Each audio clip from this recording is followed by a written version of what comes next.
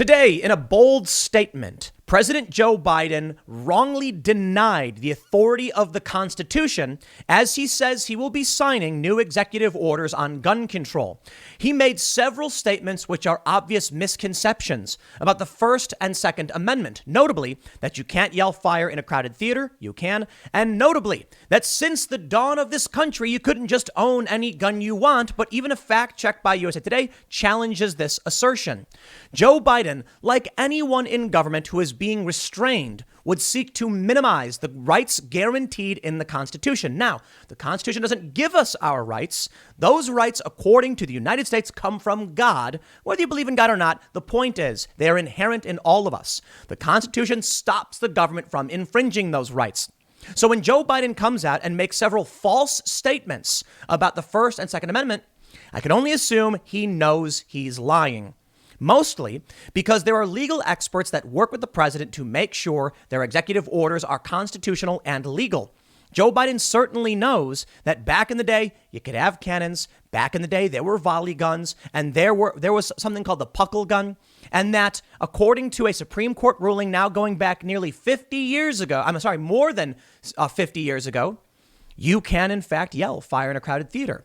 Joe Biden is playing to the emotions of the people of this country and to their ignorance in pushing these lies so that he can enact gun control without going through Congress. And unfortunately for him, the Constitution says shall not be infringed. If people want gun control, then there needs to be new Supreme Court rulings interpreting the Constitution, or there needs to be a convention of states to change the Constitution. Now, Joe Biden seems to think that there can be laws passed that will take away your rights, as if your rights are up for a vote. They're not. But this is a problem we face in the United States, as over time our rights have been eroded. The Constitution, the Bill of Rights, and the amendments afterwards are becoming Swiss cheese with selective enforcement that makes no sense. Now, I wasn't always the biggest 2A person, but with the Constitution being written in paper, available to all of us, I have come to the realization over the past several years from many powerful and important debates and arguments that we cannot allow the government to pick and choose what is or isn't a right when the Constitution makes this clear. So let's go through exactly what Joe Biden wants to do. But more importantly, I want to talk about the misconceptions and break down the lies that Joe Biden pushed today and explain to you what you can and cannot do. Currently on the books, there are many unconstitutional gun control laws, and we are seeing some pretty serious legal action which may make its way to the Supreme Court, and there's potentially a case which could come up soon, or maybe not necessarily soon, but some cases that could result in people being allowed to open carry everywhere.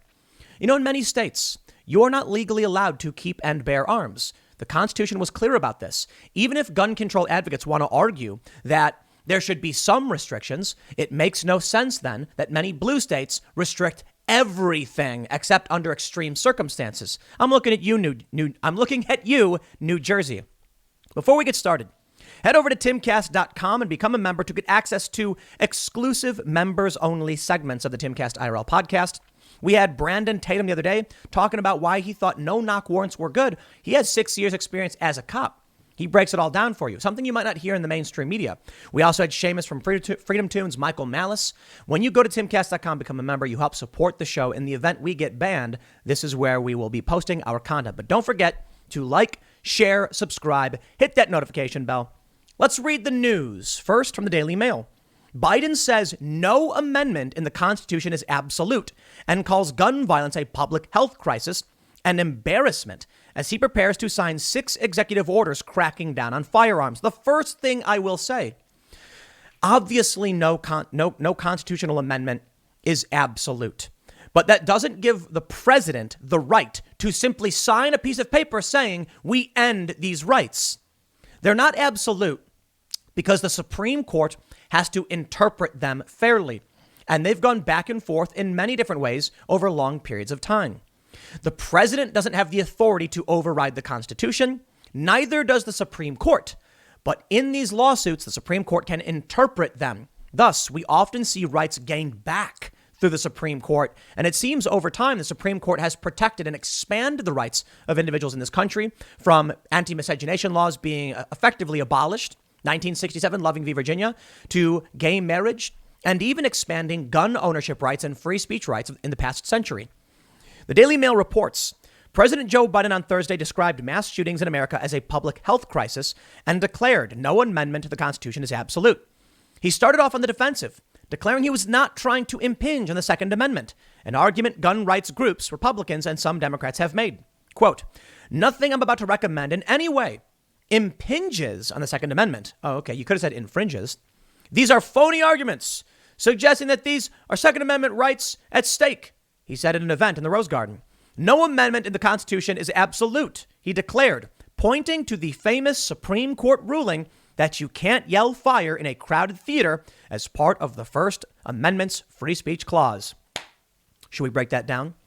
He goes on to say, from the very beginning, you couldn't own any weapon you wanted to own. And from the very beginning of the Second Amendment,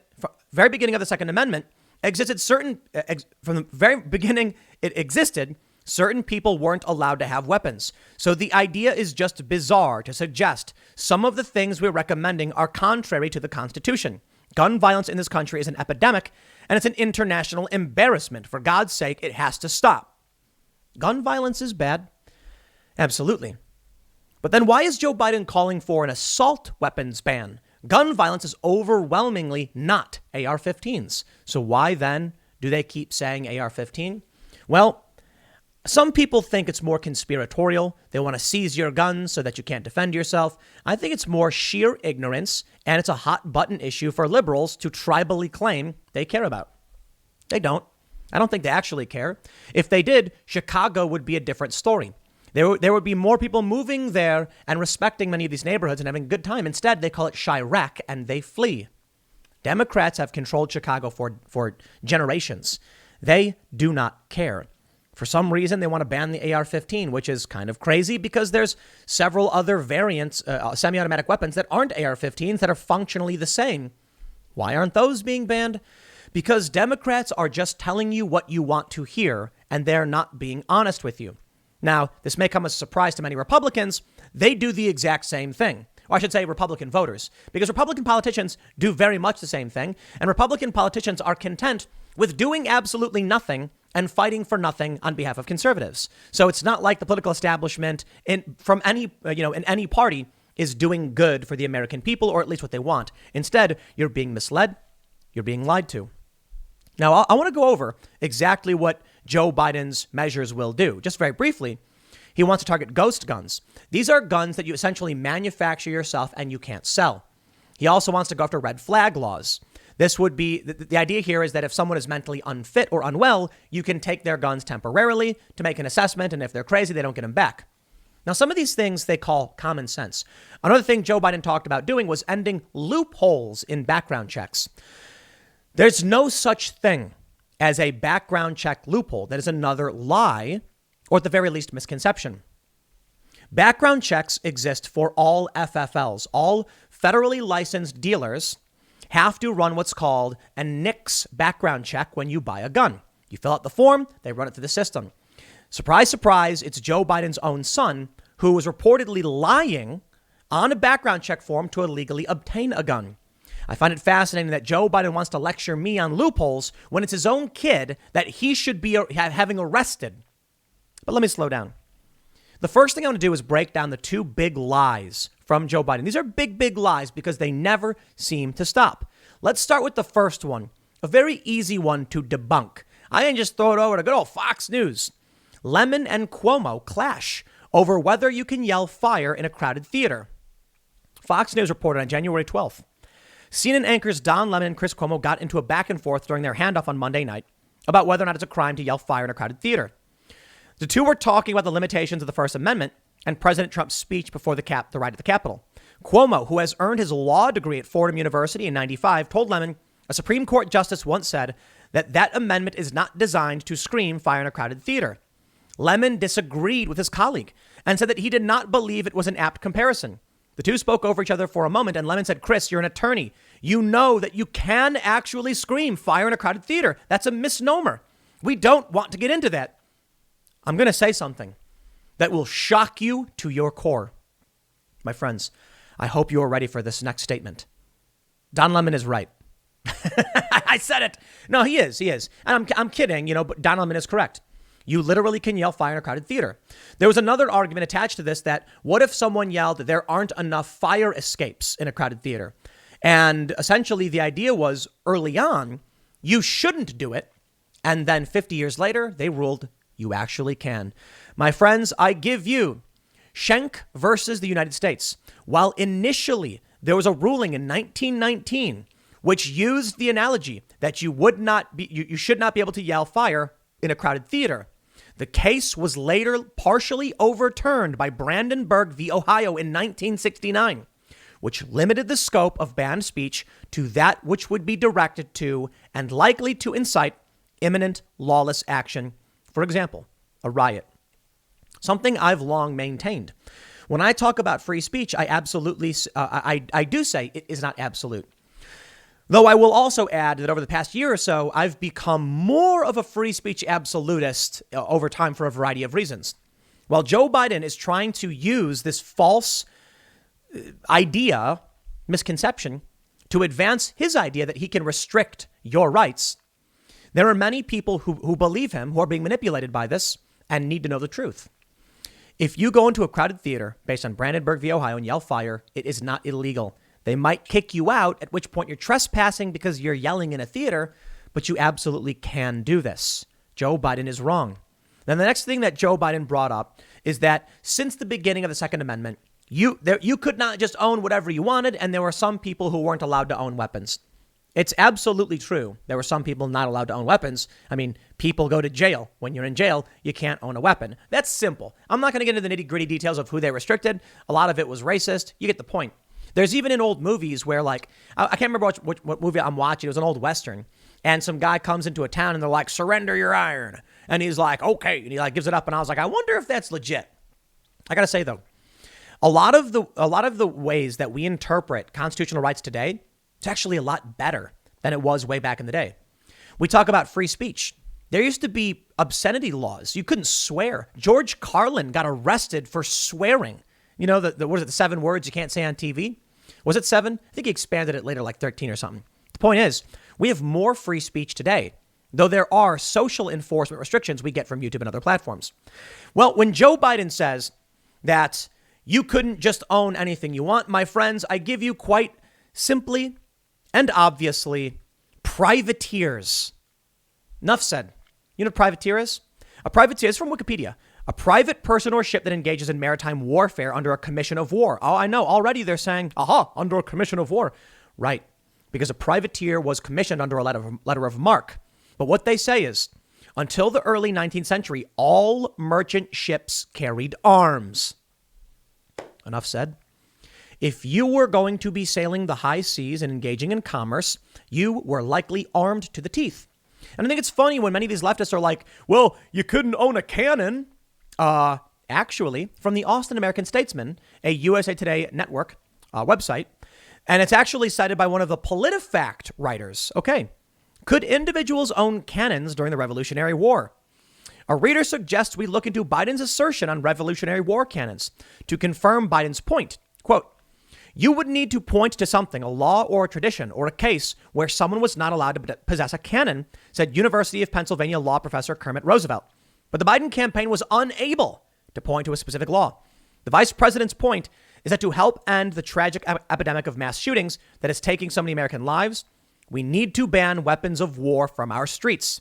Historians say they are doubtful there were laws to bar individual ownership of cannons during the Revolutionary War period. Quote, it seems highly unlikely that there were restrictions on the private ownership of cannons, said Julie Ann Sweet, a historian and director of military studies at Baylor University. David Kopel, the research director and Second Amendment Project director at the Free Market Independence Institute, agreed. I am not aware of a ban on any arm in colonial America. There were controls on people or locations, but not bans on types of arms. And that's absolutely what I agree with on Biden. Agreed with in terms of what Biden was saying. Some people weren't allowed to have weapons, and some places you can't have weapons here. Now, that was before the revolution. That was before the Second Amendment. So the point is, perhaps we could argue at that time when they had some controls, they said, hey, how about we create an amendment to the Constitution that says it shall not be infringed? Okay. Shall not be infringed is quite straightforward. One of the friends that we have over here at the Timcast compound is from Sweden. And our good Swedish friend Nishra asked us one day, very confused, I read the Bill of Rights. The Second Amendment says the right to keep and bear arms shall not be infringed. And we're all in the house. We're all like, yeah. And she goes, then how come you can't just go buy a gun? And we all just burst out laughing. In New Jersey, for instance, good luck. Good luck. It's hard enough to get your ID, to do all the paperwork, the background check. I think it took me like 2 months. I wouldn't call it it's tedious and time consuming. And then you can only buy one handgun, and it's rather difficult. And then you can't bear that arm. You can keep it in your house, but you cannot bear the arm. So that means you can't go outside. You can't protect yourself unless you get some kind of special permit that almost no one can get. The same is true for many other states that apparently are referred to as the Evil Seven. Okay, now that we've broken down those lies from Joe Biden, I'd like to just bring up some additional lies that people say. I tweeted in response to Joe Biden's statement. I said, it's exhausting. You can yell fire in a crowded theater, and privateers and corsairs have existed. Corsair is a French version of privateer. Big, massive merchant ships with cannons all around them, and they'd come in, they'd dock in the United States, and they'd do trade, and they'd go around and do their thing. The response I get is beautiful. Yeah, but it took 60 seconds to reload a gun back then. Dude, did you even bother to Google search guns back then? I'm going to first start light with all y'all. And I'm not going to do this big in-depth thing like Steven Crowder did. Crowder went into the big history of all this stuff. Let me just show you volley guns. What's this? A 15th century volley gun? A volley gun is a multiple-barreled weapon. We still have weapons today with multiple barrels. Gatling guns, for instance. Back then, what they would do is they would muzzle load multiple barrels and be able to fire them rapidly, one at a time, or full auto. That's right, you heard me, fully automatic. Why? Because some volley guns would operate off one firing mechanism. So what that means, one trigger pull, and it would ignite all of the rounds at once. That, my friends, is the definition of fully automatic. A fully automatic weapon is when you pull the trigger one time and it starts firing nonstop. Semi-automatic is when you pull the trigger, one bullet comes out, another bullet is chambered, and then you release the trigger and have to pull it again. Semi-automatic means it's just ready to fire 1, 2, 3 with each trigger pull. Fully automatic is you pull the trigger once, multiple shots come out. A volley gun, there's one YouTube video where they have an old school, it's like a revolution era volley gun. It's like 20 barrels lined up horizontally, and you need only pull the cord one time, and it goes, it fires the entirety of the loaded barrels. 15th century volley guns. Look at this. The Ribaldequin was a medieval version of the volley gun. It had its barrels set up in parallel. This early version was first employed during the 100 Years' War by the army of Edward III of England in 1339. Later on, the late Swiss army employed it. Multi-barreled artillery pieces continued in use during the 16th and 17th century. A double-barreled cannon called Elizabeth Henry, named after Charles I's youngest children, was used by the Cavaliers during the English Civil War and fired 2-ounce charges. It could also fire grape shot. The barrels were wrapped in leather to prevent rusting. My friends on the left, when you say they thought you were going to be muzzle loading, just because a musket was easy to carry for an individual doesn't mean they didn't have siege weapons. You're wrong. My favorite example of how wrong they are is the Puckle Gun, a machine gun from 300 years ago. The Puckle Gun puts a lie to the anti-Second Amendment narrative that says it was written with only single-shot muskets in mind. The Puckle Gun could fire, I think, 63 rounds in 9 minutes. That's pretty fast for what appears to... it's a gun. It's a large caliber weapon. In 1718, in fact, I believe the Puckle Gun was first created in 1717, And it was patented in 1718, and then it was put into production in, I think, around 1721, though there was only one, there was very limited use of it. I think it was one guy who ended up using them. The idea was they wanted to use them against smaller ships, pirates basically on the high seas. They could aim it down on a tripod and they could fire. It was a flintlock mechanism. You fire and then you wind it, you rotate the chamber, wind it back, fire again. In a demonstration, the dude who created it, I forgot his name, James Puckle, fired, I think, 63 shots in 9 minutes and impressed a ton of people. 63 rounds in 7 minutes. I was wrong. It was even faster. So they say, someone tweeted at me, you could only reload a musket once every 60 seconds. Well, this dude got 10 times faster, more than 10 times faster than, well, a little bit less than 10 times faster. He was able to do 63 rounds in a mere 7 minutes. Sorry, Joe Biden, you are wrong.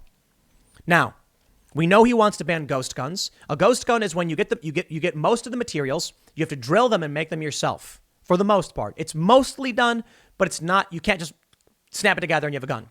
You've got to actually do some drilling and some work, and then you're not legally allowed to sell it. Let's talk about the other things that Joe Biden wants to do, and I'll tell you why I think Joe Biden's full of it. Joe Biden says he wants to close these loopholes. There is no such thing as a gun show loophole. That's not real. Some states allow private sales. That has nothing to do with a background check. It is still illegal to sell a weapon to someone who is not legally allowed to own a weapon. We hear this all the time. I've been through this because I've been actually going out buying guns, right? If you, I think West Virginia allows private sales. If you're in West Virginia, you live in the mountains, and Joe Bob Jr. lives 5 miles out, and he goes, hey man, you know, my gun broke or it's old and it's busted. Something happened to it and I got a problem. 30 to 50 feral hogs just stormed my property.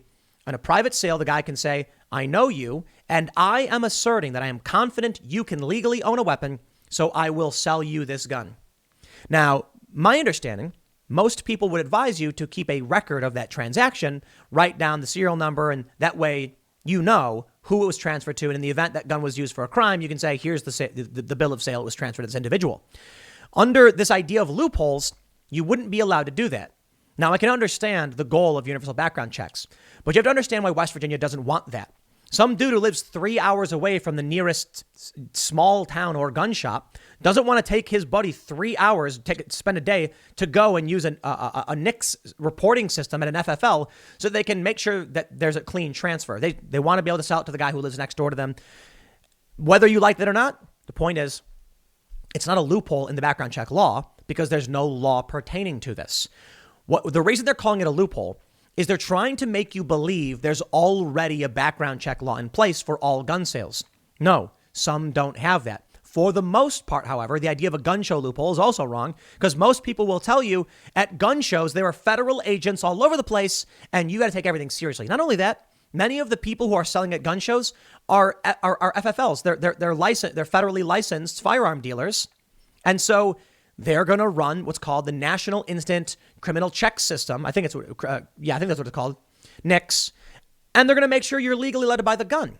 Because if you're at a gun show and you're like, I don't know who this guy is, but I'm just going to trust him. Well, now you've got an issue. What happens if he wasn't legally allowed to own that gun? So most gun shows aren't just going to be like, here's your gun. What you need to understand about the background check process, it can be rather quick for the average person. However, some people get delayed. That's right. I've experienced 5-day delays multiple times. A wait period. Why? Because you have to go through a background check. If Joe Biden knew that, maybe he wouldn't be pushing this ridiculous nonsense. I'll tell you what, though. I think Joe Biden actually does know this. I think Joe Biden is a liar, and I think he's throwing red meat to the left. I don't necessarily think it has anything to do with taking away your rights, sort of. I can look at it more like incrementalization. They're not going to come out and outright take every gun you have. Red flag laws. That's the most dangerous, in my opinion. One day, there's been many stories like this, where a guy's in his house. One day, the cops knock on his door, shows up to the door, and he says, what can I do you for? And they say, we're here to serve a red flag warrant and seize your guns. And the guy says, not from my, unless from my cold dead hands, or you have to pry it from my cold dead hands. There's one story I read, I think it was in Baltimore.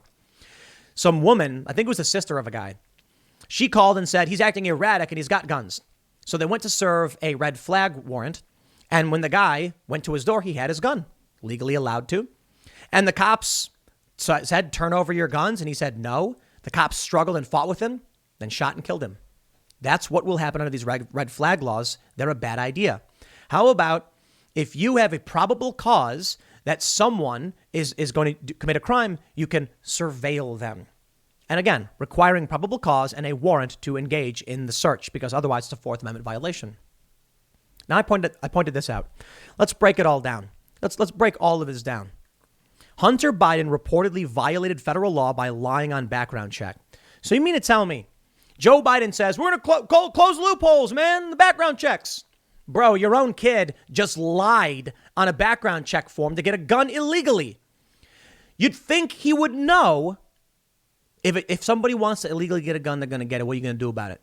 When your own kid. So I'll tell you this. Forgive me if I'm not going to take advice from Joe Biden when his own kid lied on his background check. Now, some people might be saying, Tim, he didn't lie.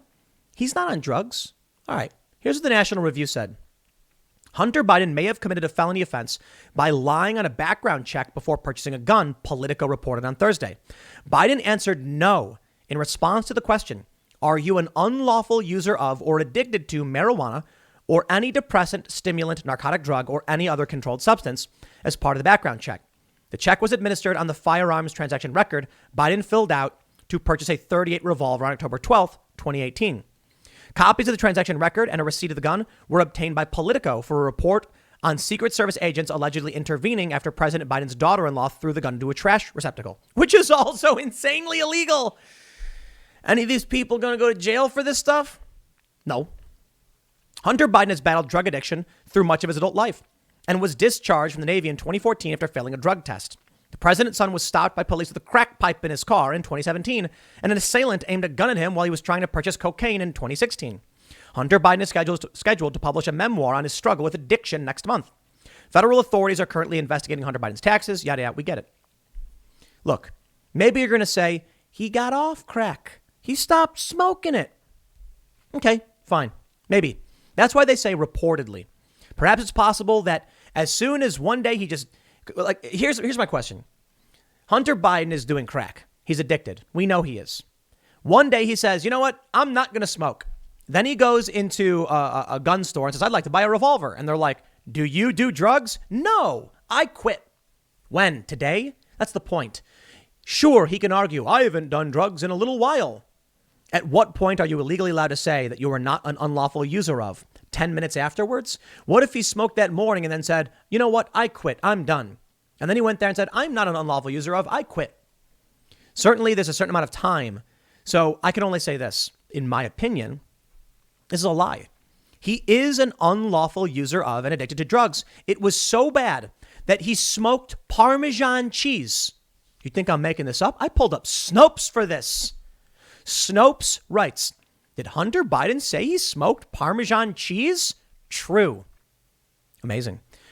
While it was true Hunter Biden said I probably smoked more Parmesan cheese than anyone, his statements implied that he mistook other granular items for the drug during the depths of his crack addiction. Additionally, it was false to frame that quote as a confession that he sought out and smoked Parmesan cheese, specifically to try to get high. No. The reality is, dude was such a fiend crack addict that he apparently dug into the carpet and pulled up Parmesan and smoked it. Man, you want to tell me he's not an addict? Then he goes and buys a gun. So Joe Biden's own kid, Joe Biden's own son, and he knows this because we saw the report. Joe Biden ran out in the driveway trying to stage an intervention with Hunter, grabbing him, hugging him, saying, like, how do I get you? Come on, man, stop doing drugs. I feel bad for him. I feel bad for the Biden family. I feel bad because I'm a human. I have empathy. I don't like the Biden family. I think they're bad people. I think they're some of the worst America has to offer, corrupt crony corporatists. But I feel bad for a man who lost his son. His other son's a crackhead. But Joe Biden wants to come out and tell me he's going to take away my rights that were granted to me by the Creator, God, or are just inalienable, inherent in all of us, however you want to describe it. He wants to come and take my rights away, talking about all his background check garbage. Meanwhile, his own son lied, proving something very important. I get the idea of background checks. They don't do anything. Now, hold on. That's a little hyperbolic. If somebody's a felon, the background check will stop that. But if someone, you get a list of questions on these NICS forms, and it asks you, like, are you actually buying this gun for yourself? A criminal is going to lie. Hunter Biden lied, and Joe Biden knows he lied. And Joe Biden knows his son's a crackhead who bought a gun. All right, Joe, you want me to take you seriously about your statements on the Constitution and all that stuff? Here's what I want you to do. I want you to call the DOJ, and I want you to say, please arrest my son for the felony of lying on a NICS form for a background check. You going to do that? You're going to prove to me that the rules matter? Will you prove to me that the background check system works because Hunter Biden won't get away with saying he's not a drug user when he is? No, I didn't think so. So don't come to me and tell me what I can or can't do when your own son commits these crimes. Don't come to me when your son, regardless of the NICS forms, is a crackhead and we all know it. How about you lock him up for admitting to illegal possession and all these other crimes? Yeah, these people want to see these inner city kids go to jail for gun possession or for drug use. Start with your own son. Then I'll believe you actually care about the American people. Until then, don't come to me and tell me I give up my rights because elitist people like Joe Biden think they're above the law. Sorry. And to all those Democrats who are in favor of this, I'll tell you what.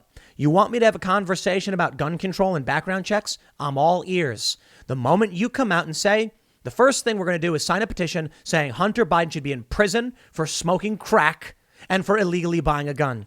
Then we can have a conversation about all of that stuff. Until then, I think y'all are hypocrites.